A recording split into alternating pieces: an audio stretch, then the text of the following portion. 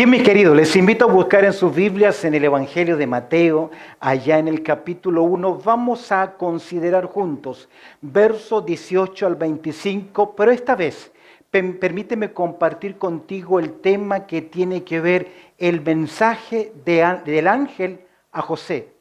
Gabriel nuevamente va a intervenir en la historia y esta vez va a llegar a José, porque José debe comprender algo muy importante.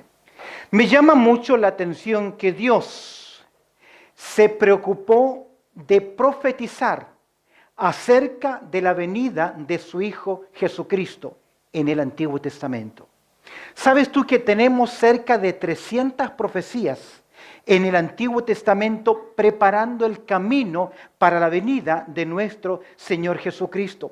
No solamente Dios se encargó, se preocupó de profetizar acerca de la venida del Señor Jesucristo, sino que cuando uno mira el Nuevo Testamento, tenemos 3 anuncios especiales, los cuales van preparando el corazón de los hombres para aquel momento especial. No solo hay profecías, sino que Dios se encarga de preparar el corazón de los hombres. Y fíjate que es interesante que el primero que recibe un mensaje es un ministro público llamado Zacarías, un sacerdote. Y ministrando él, quemando el incienso, aparece el ángel Gabriel y le dice: tus oraciones han sido oídas. Porque ¿quién vendría? El hijo que sería ¿quién? Juan el Bautista o Juan el Bautizador. Y el ángel le habla a Zacarías para que él confíe en que Dios oye la oración de los suyos. Amén. Es interesante que tanto Zacarías como su esposa Elizabeth ya eran mayores, temerosos de Dios, siervos de Dios, y no porque servimos a Dios no vamos a tener dolores en nuestro corazón, porque el gran dolor que ellos tenían, que esta pareja tenía, es que ellos no tenían ¿qué? Hijos. Dios se encarga de preparar el camino a un ministro público, pero no solamente el mensaje llega a un ministro público, sino que también llega el mensaje a una mujer pura llamada María. Ya no es para que confíe, sino para que ella comience en su punto, en su vida, tenga conocimiento, para que ella conozca lo que va a pasar. Ella le va a decir al ángel, sorprendida por la salutación que recibe, pero ella necesita conocer lo que va a pasar, que en ella, en esa muchacha de 15 a 18 años de edad, se cumplirían las profecías. La Virgen concebiría y daría a luz un hijo. Dios no solamente se preocupó de profetizar la venida del Hijo, sino que también se preocupó de preparar el corazón de los siervos, hablando a un ministro público, hablando a una mujer pura, pero también a un marido que es piadoso. Su nombre es José. ¿Para qué el ángel vino a José? Sencillamente vino para que él pudiese ¿qué? Comprender lo que iba a pasar. Y pensando en el mensaje del ángel a José, que es tremendamente importante y fundamental, quiero que veamos algunas verdades importantes. Y mira conmigo en Mateo, en capítulo 1, el verso 16.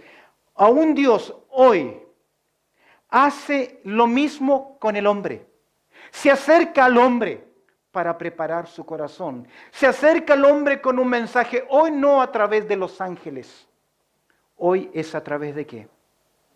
De su palabra, de hombres que llevan el mensaje de la palabra del Señor. Es interesante que al leer el verso 16 de Mateo capítulo 1 encontramos en el texto que se viene hablando de diferentes genealogías, de la genealogía de Jesucristo. Y llegamos al verso 16 y presta atención y dice: y Jacobo engendró a José. Este José es ¿quién es? Marido de María. Y mira lo que dice ahora. No de José, sino que de la cual nació Jesús. ¿De quién? Nace de María, llamado el Cristo. Jesús es el hijo adoptivo ¿de quién? De José. Aquí queda claro que no es hijo de José, sino que es hijo ¿de quién? De María. Por lo tanto, Jesús sería ¿qué cosa? hijo adoptivo. Y esto es importante porque aquí ya el evangelista Mateo introduce un concepto importante, que no hubo involucramiento humano de parte del gene masculino en el milagro de la concepción en María. Nosotros llamamos a esta verdad la concepción ¿qué? Virginal de María. El hecho de que solo naciese de María tiene que ser explicado con más detalle, y Mateo nos va a explicar qué es lo que está ocurriendo. Es interesante ver que María, cuando recibe el mensaje del ángel, cuando Dios le visita y le dice, vas a tener un hijo, ¿qué le dice María al ángel? Esto es imposible. ¿Por qué? Porque no conozco varón. Nunca he intimado sexualmente con alguien. Ahora, escúcheme bien. Si usted cree que Jesucristo es Dios, no los escuché. Si usted cree que Jesucristo hizo milagros, amén, también debemos creer que Jesucristo fue gestado por obra y gracia del Espíritu Santo en el vientre de esa muchacha. Un milagro de Dios. Amén. Porque si hubiese intervenido el gene humano del varón, sería Jesús solo ¿qué? Un hombre más. Pero al no intervenir varón en su formación, en su gestación, no simplemente es un hombre, sino ¿quién es? Dios hecho hombre. Es el Hijo de Dios, es la eternidad convirtiéndose en tiempo.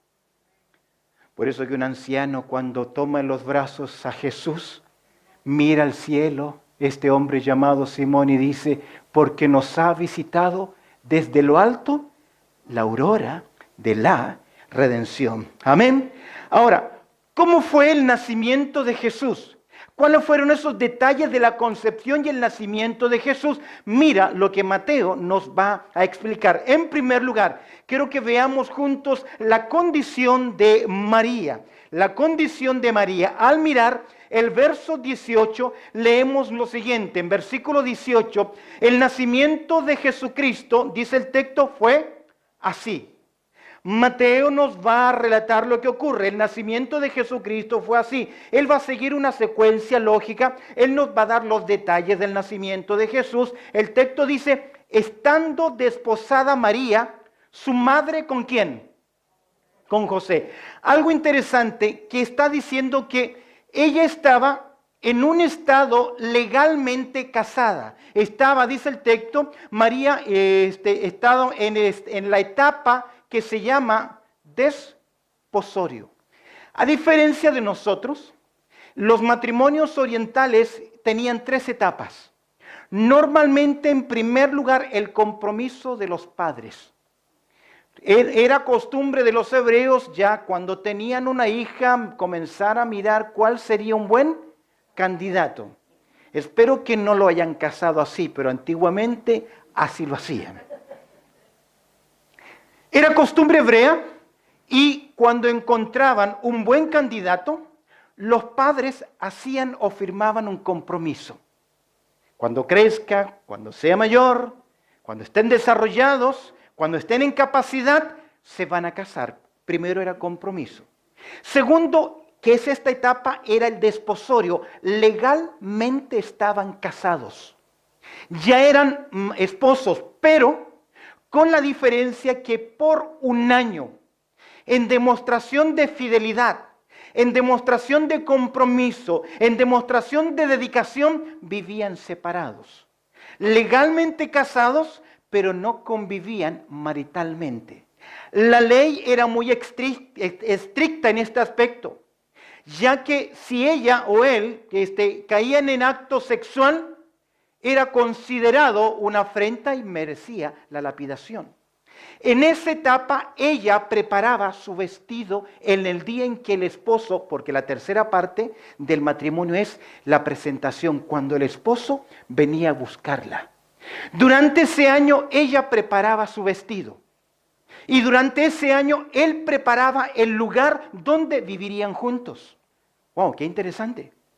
Porque el Padre hizo un compromiso, envió al Hijo. Y la iglesia está desposada ¿con quién? Con Cristo. ¿Y qué debe hacer la iglesia ahora? ¿Qué debe hacer la iglesia? ¿Cómo se prepara? Con buenas obras. Porque sus buenas obras, ¿qué son? Su vestido, su vestimenta.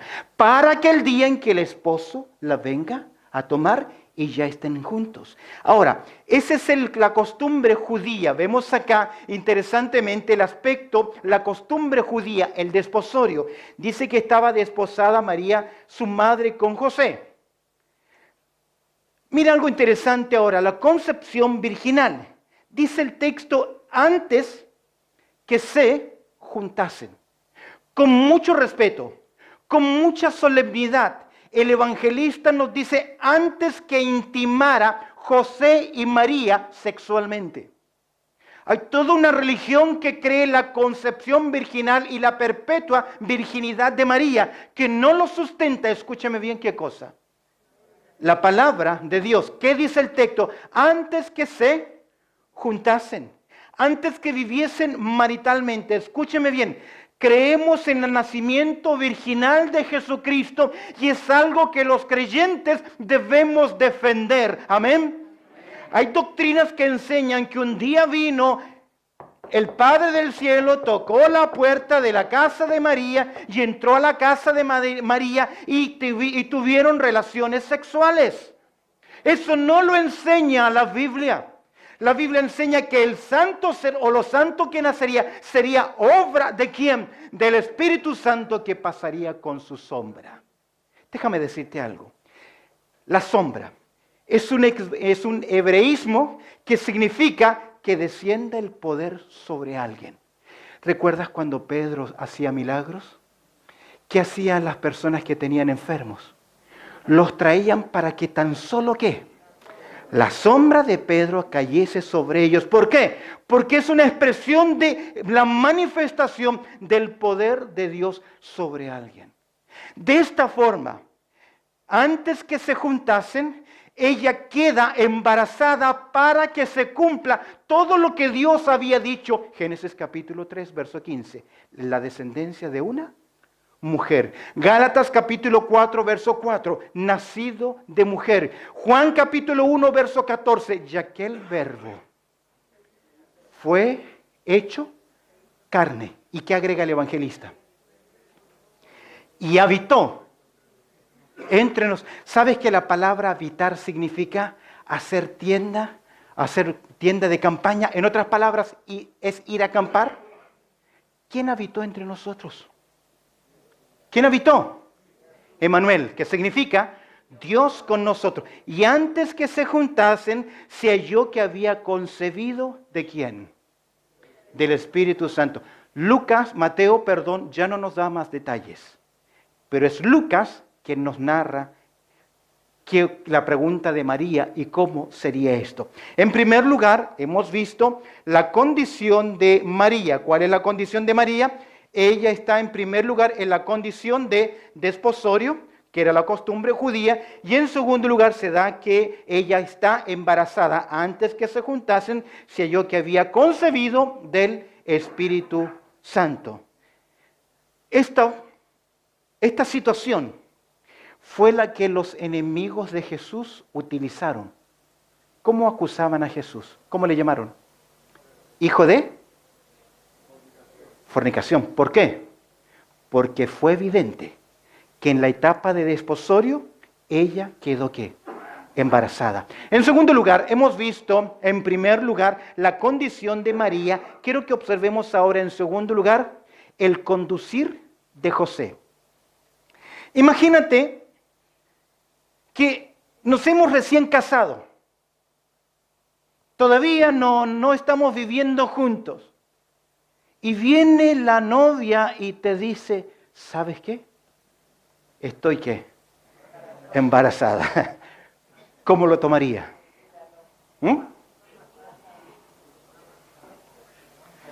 Fue una conversación dura. Que esta muchacha enfrente a José y le diga, mira, José, Un ángel me ha visitado y me dice que yo voy a tener un hijo y voy a concebir a un niño. ¿Cómo lo habrá tomado José? Mira el conducir de José en verso 19. ¿Qué dice el texto? José, ¿qué? Su marido. ¿Por qué? Porque estaban legalmente casados. ¿Cómo era José? Como era un hombre justo. En otras palabras, un hombre de carácter, un hombre recto, un hombre de reflexión, un hombre de buen sentimientos, un hombre que es piadoso, temeroso de Dios. ¿Cómo me gustaría hacer una aplicación matrimonial acá? Porque en el matrimonio necesitamos este tipo de gente. Hombres y mujeres de carácter. Hombres y mujeres rectos, que amen incondicionalmente. Soy convencido, escúcheme bien, que el temperamento no cambia, pero sí su conducta. No me diga que soy así y seré así. Tiene todos los recursos del cielo para poder cambiar su conducta. Su temperamento seguirá siendo el mismo, pero su carácter puede cambiar. No me digan nací así y así voy a morir. El que nace chicharra, ¿qué? ¿Por qué tenemos los frutos del Espíritu Santo? ¿Te muestro algo? Antes de casarse, cuando estaba de novio, usted era diferente. Era todo amor, toda ternura, todo servicio, todo cariño, todo sacrificio. Y ahora que los años han pasado, ¿dónde está la ternura? ¿Dónde está el cariño? ¿De que nos conducimos a veces de forma diferente? Dios está interesado en construir en nosotros el carácter cristiano. Y mira José, es un temeroso. Porque mira lo que dice el verso 19, el conducir de José. José, su marido, como era justo, y no quería ¿qué? Infamarla. Yo sé que todo matrimonio tiene y pasa por tiempos difíciles y de conflicto. No los podemos evitar, porque si usted evita los conflictos, no crece. Los conflictos nos ayudan a madurar. Pero a veces hay cónyuges que viven acusando a su cónyuge a los demás. Y viven contándole a otros lo que me hizo, lo que no me hizo, lo que hicieron, lo que no hicieron, sus acciones o inacciones. Esa actitud suya evidencia una cosa: que no tiene un amor comprometido. Usted sabe que la ropa sucia, ¿dónde se lava? ¿Y por qué divulgamos los problemas a otros? Que no son consejeros, que no les van a ayudar. Cuando usted denuncia la falencia de su cónyuge, usted está tratando de justificarse ante los demás y decir ¿qué cosa? Yo soy el bueno, y la mujer que me diste, o el hombre que me diste, me dio de comer. Culpamos a los demás. Y no quería ¿qué? Infamarla. Esta acción es evidencia, ¿sabes qué cosa? Que él sinceramente ¿qué? Le amaba. ¿Y qué es amar? ¿Qué es amar? Buscar el bien de la otra persona. Y no quería difamarla. Y reflexivamente, ¿qué decide hacer? Quiso dejarla secretamente. Tal vez al no denunciarla, no moriría, porque la ley decía que si era descubierta en adulterio, debía ser lapidada. No quiso su mal. Prefirió el anonimato, el silencio, y tal vez cargar él con la culpabilidad. Tal vez desde la distancia podía otorgarle un certificado de divorcio y dejarla finalmente en libertad y llevar él la vergüenza. Es un hombre que ama. Hemos visto en primer lugar la condición de María. Hemos visto en segundo lugar el conducir de José. Quiero que observemos ahora en tercer lugar el comunicador celestial. ¿Recuerdas que el ángel vino en primer lugar a un ministro público? En segundo lugar vino a una mujer pura y en tercer lugar viene a un marido que es de buen proceder. ¿Qué encontramos acá? Verso 20 al verso 21. El comunicador celestial. Mira, en primer lugar, la aparición del ángel.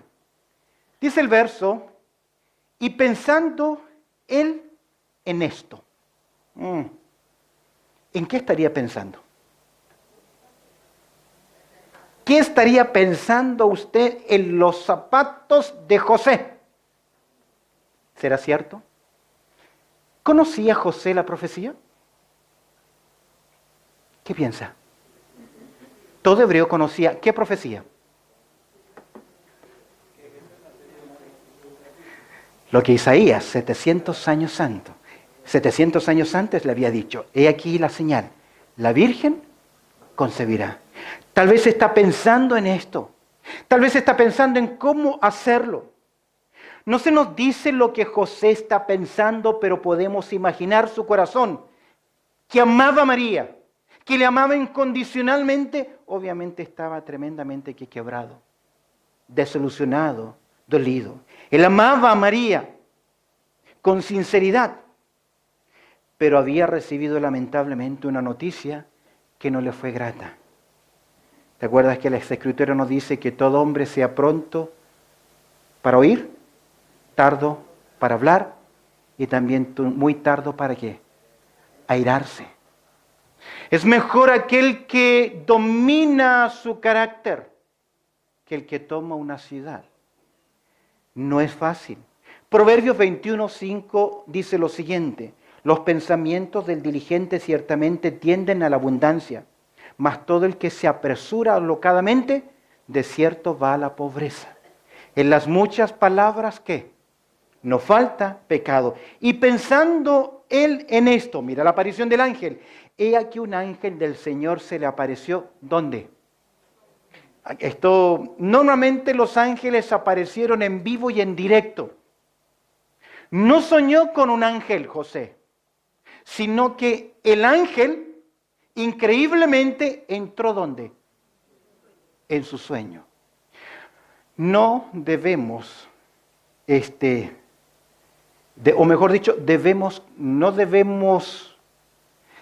tener serio cuidado con nuestra mente. Porque así como este ángel del Señor pudo entrar en el sueño, en la mente de José, ¿cuánto más Satanás en esta tierra? Que es experto ¿en qué? En la maldad, en el engaño. Nosotros podemos, con simples palabras, manipular a una persona. Con un medicamento podemos alterar la conducta de una persona.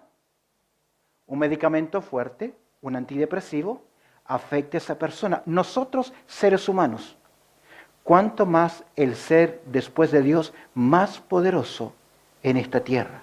Es por eso que Dios le ha dado a los creyentes el yelmo ¿de qué? De la salvación, para poder tener tranquilidad. Cuando Satanás hace el trabajo en la vida de creyentes, lo primero que le quita, ¿qué es? El sueño.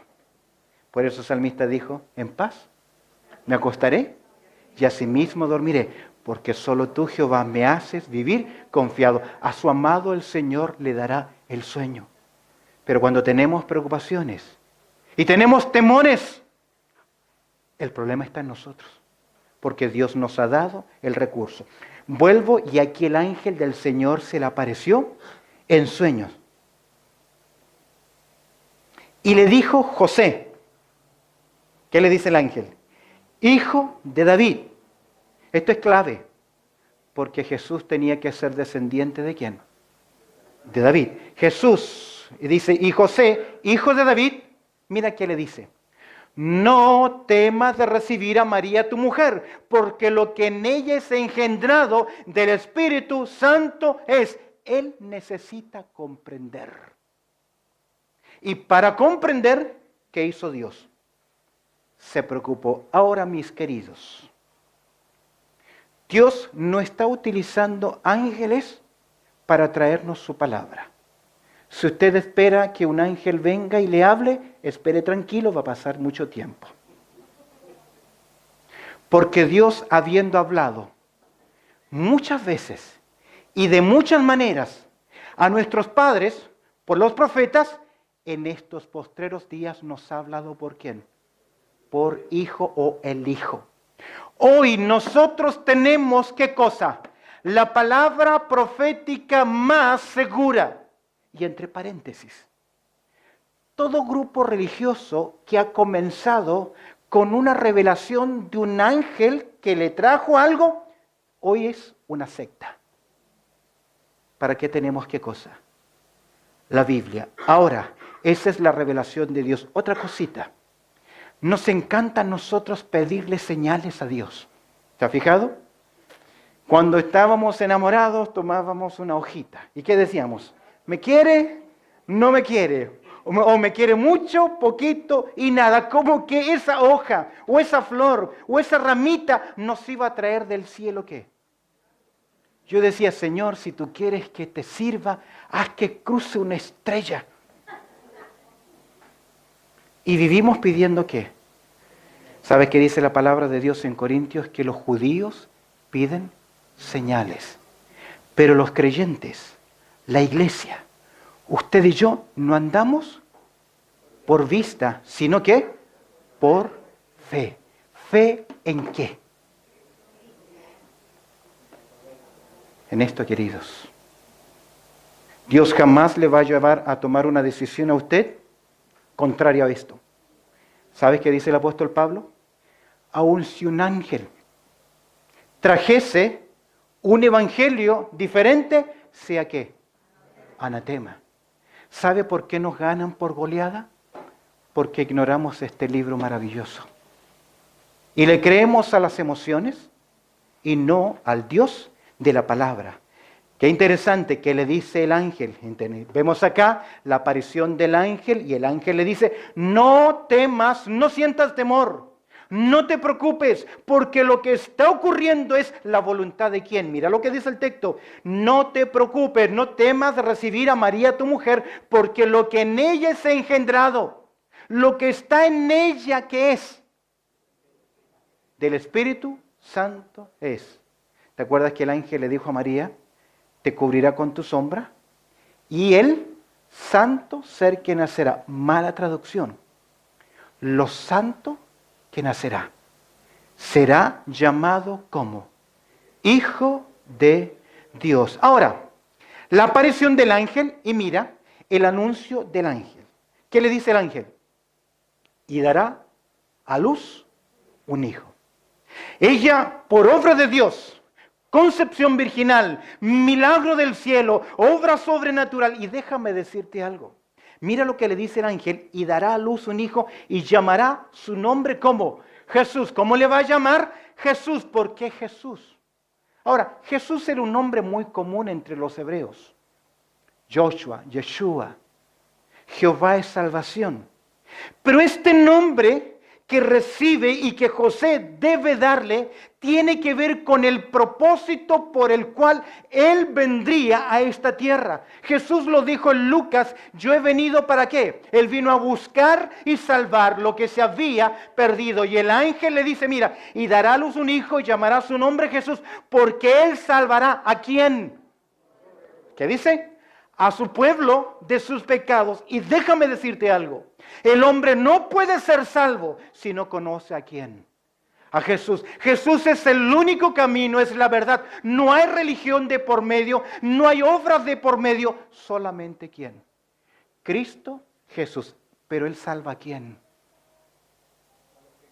¿Al que viene a una iglesia? ¿El que carga una Biblia?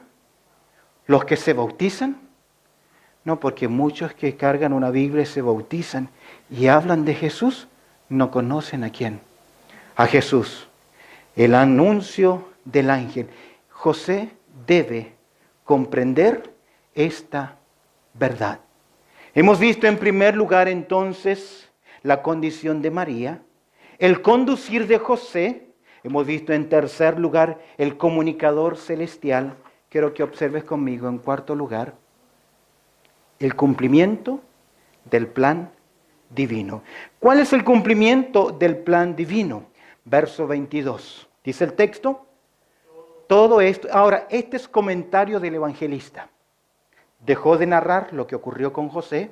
Entendemos que José comprendió, porque esa fue la función, fue la finalidad del ángel, que José entendiese, comprendiese.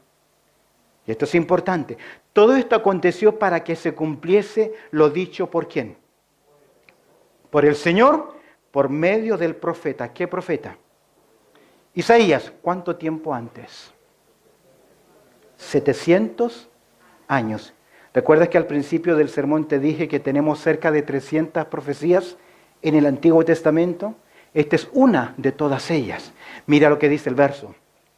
Y todo esto aconteció para que se cumpliese lo dicho por el profeta, por medio del profeta, cuando dijo: he aquí quién.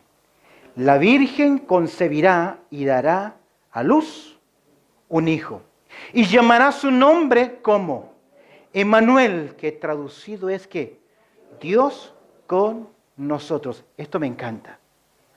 Porque Jesucristo es 100% Dios y 100% hombre.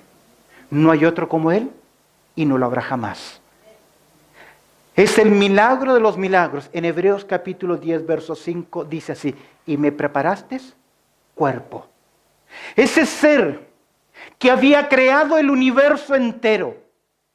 ¿Recuerdas que Pablo dice en Colosenses capítulo 1, verso 15, 16, que por Él fueron creadas ¿qué? Todas las cosas. ¿Qué cosas? Sean estas visibles o invisibles, sean tronos, dominios y potestades. Todo fue creado por medio de Él y para Él. Es Jesús que en Génesis capítulo 1 dice: sea la luz. Es aquel que dice: produzca la tierra, porque si bien es cierto, habla la palabra Elohim, Dios, ¿quién es el verbo? ¿Quién es la expresión? ¿Quién es el comunicador de Dios? Jesucristo. En capítulo 1 de Juan lo vemos. En el principio era el verbo, y el verbo era con Dios, y el verbo era Dios. Y todo lo que existe fue creado por Él. Y sin Él, nada de lo que existe fue hecho. Pero aquí encontramos que ese ser que creó nuestro universo entero con el poder de su palabra se anonada, se autolimita. En teología se llama condescendencia. Dejó su trono de gloria, dejó su majestad, dejó toda la gloria que tenía antes que el mundo fuese, para que lo cuidara, ¿sabes quién? Una quinceañera. Y se autolimitó en esta tierra. Les contaba a mis hermanos uno de estos días, cuando nació mi primer hijo. Vivíamos en Chile junto con mi esposa, Jonathan. Era el primero, el primogénito. Con las condiciones económicas que tenía, en la pieza que vivía con mi esposa, la pintamos, la arreglamos. Me mandé a comprar una cunita de madera blanquita, linda, porque venía el primogénito. A mí siempre me gustó el Walt Disney y me fabriqué con modelos, moldes, todas figuras de yeso, de Pato Donald, Mickey Mouse, etc. Y yo mismo las pinté y las arreglé y las colgué porque venía ¿quién? Me preparé para recibirlo. No voy a decir qué fue lo que dije cuando lo vi por primera vez. Diferente, muy diferente a cómo está ahora. Pero si yo con mis limitaciones económicas, me preparé para recibir ¿a quién? ¿Cómo se recibe a los hijos de los monarcas? ¿Cómo nacen los hijos de los grandes? ¿Cómo nacen? Con gloria, con pompa, con lujo. ¿Cómo nace el Rey del universo? ¿Cómo nace el Creador del cielo y de la tierra? ¿Cómo viene esta tierra aquel que es el soberano? Que ni siquiera había un lugar cómodo donde él pudiese nacer, que su madre va a dar a luz. ¿Dónde? En un establo. Y ese pesebre, esa batea, que hoy es un símbolo como una cuna, No era una cuna, no era un lugar cómodo, sino que era el lugar donde los animales comían. Y en ese lugar pusieron al Rey de Reyes y Señor de Señores, el Dios del universo. Lejos de toda gloria. Cuando nació mi hijo, mi primer hijo, yo quería anunciarlo al mundo entero. Soy padre, soy papá. Estaba tan nervioso ese día que no sé si eran tipo 4 de la madrugada cuando ya las contracciones no pararon. Me fui a buscar un taxi, me metí adentro, tomé la maleta, las cosas de mi esposa y me subí al taxi. Y dejé a mi esposa en la casa. Era el primero.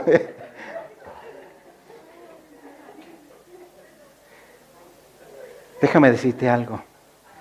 ¿Sabes quiénes fueron los primeros que supieron que Jesús había nacido? Los de la condición económica o social más bajos. ¿Dónde estaban los escribas? ¿Dónde estaban los sacerdotes? ¿Dónde estaban los profetas? ¿Dónde estaba el Sanedrí? ¿Dónde estaban? No lo supieron. Solo sencillos pastores. Y aquí concebirá y el niño que nacería, ¿quién es? Oye, Dios en medio nuestro. ¿Y qué hicimos con Dios? ¿Qué hicimos con el Hijo de Dios? ¿Qué hace hoy el hombre con Jesucristo, el Salvador? ¿Qué hace? ¿Le da qué cosa? La espalda. Terminemos. El cumplimiento del plan divino. Mira conmigo. La comprensión de José. ¿Qué debía entender? ¿Qué dice el verso 24? Y después, y despertando José del sueño, ¿qué hizo? Me encanta. Hizo como el ángel del Señor le había mandado. ¿Y qué hizo? ¿La amaba? ¿Amaba a María? ¿Sí o no? Amén. Pero más amaba a su Dios. ¿Y cómo mostró su amor por su Dios? De la única forma que hay que hacerlo. Cantándole, usted no le demuestra su amor al Señor. Viniendo a la iglesia tampoco. ¿Sabes cómo lo dijo Jesús? Si me amáis, ¿qué? Guarda mis mandamientos. Obediencia es símbolo o sinónimo ¿de qué? De amar a Dios. Y despertando José del sueño, hizo como el ángel del Señor le había mandado y recibió a su mujer, y el verso 25, pero no la conoció hasta que dio a luz a su hijo, y agrega algo. ¿Qué dice? Primogénito. ¿Qué significa eso? Que después tuvo ¿qué? Más hijos. Hay algunas versiones que traducen primos. Adelfos es la palabra que significa hermanos. O técnicamente hablando, medios hermanos o hermanastros. De esta forma se cumple la profecía. Pero no la conoció hasta que dio a luz a su hijo primogénito y lo puso por nombre Jesús. En otras palabras, ¿el qué? Comprendió lo que Dios estaba haciendo. Déjame decirte algo. Todo el mundo debe comprender el Evangelio. Amén. Pero para comprenderlo debe primero ¿qué? Oírlo. El ángel visita a José para que él comprenda. ¿Cuándo fue el día en que usted escuchó el mensaje y comprendió el Evangelio? ¿Recuerda cuándo fue? ¿Cómo Dios llegó a su vida? ¿Quién le habló? Yo tenía 15 años. Y ese muchacho se esforzó para que yo entendiera el Evangelio. Y yo le decía, yo le oro a Dios todos los días, yo leo la Biblia todos los días, pero no fue hasta que entendí que yo necesitaba recibir ¿a quién? A Cristo como mi Salvador personal. Y ese día que lo hice y tomé ese paso, mi vida entera cambió porque comprendí el Evangelio. Alguien me predicó el Evangelio. David Jeremiah contaba una historia que me llamó mucho la atención. Él cuenta de un muchacho de campo que iba caminando y ve en un campo que decía cachorros a la venta. Y este muchacho se emocionó y quería él comprar un cachorro y metió sus manos en sus bolsillos para ver cuánto dinero tenía y metió por aquí, buscó por allá. Usted sabe que en los bolsillos de un niño hay un montón de cosas que se pueden encontrar. Y por fin reunió un puñado de monedas y se fue caminando firme hacia donde estaba el granjero. Y le dijo: Señor, ¿puedo comprar uno de sus cachorros? El hombre, el granjero, le quedó mirando y le dijo: pero tus papás estarán de acuerdo en que tú compres. Es que yo... Y le insistió tanto el niño que el granjero le dijo: bueno, ven. Y le llevó donde estaba la madre, en la jaula con todos los cachorritos. Y el niño iba con sus ojos abiertos mirando los cachorros y le dijo: ¿puedo comprar un cachorro? Y el hombre le dice: ¿cuánto dinero tienes? Metió su mano, 46 centavos de dólar.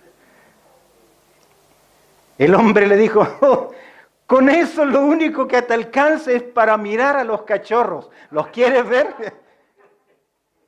Y el niño con esa emoción se fue con el hombre y abrieron la jaula y comenzaron a salir los cachorritos. Salieron uno detrás de otro, corriendo y corriendo. Y el niño emocionado, quiero uno. Todos salieron y al final salió un cachorrito mal hecho, que en vez de caminar se arrastraba y por la pendiente sencillamente, ¿qué? Rodó. No podía caminar. Estaba en muy mal estado. Y el muchacho le dijo: Señor, por favor, ¿me puedo quedar con ese cachorrito, con ese que está ahí? Y el hombre le dice: es el que está más enfermo de todos.